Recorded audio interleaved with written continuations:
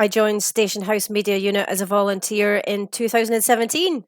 Up until then, I had never heard of them before. I love wildlife and nature, and as many people do, I had posted a photograph to our Facebook page, but it was seen by Shmu. It was my first front cover of Tori's Vision in summer of 2017, and the start of a wonderful journey with Shmu Press for me. By late 2017, I was attending the occasional Shmu Press meeting and was shown how to write small pieces to accompany my photographs in our local community magazines. By spring 2018, I was taking even more photographs and writing stories across even more of our local community magazines, and I had signed up for my first ever radio training induction day. That was a laugh.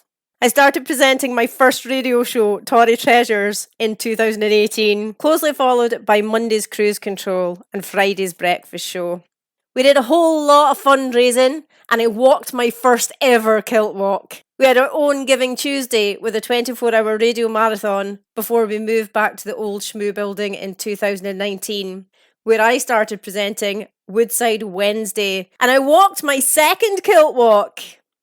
But little did I know, that was going to be my last fundraising activity for Station House Media Unit for quite a while.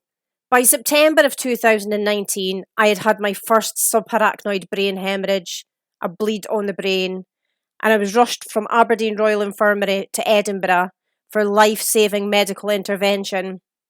And then as I gradually got better in 2020, the world seemed to get sick. And by March 2020, when the country was being locked down, I was being put on the shielding list. And really, I don't know what I'd have done without Shmu. The skills that they taught me back then, and then they continue to do, they enabled me to help continuing to produce our local community magazines and celebrate all our amazing communities in Aberdeen and record radio shows from home. I would never have known how to do that before, between hospital visits and stays, as well as achieving my radio broadcast MPA in December of 2020 and my journalism qualifications in 2021 too.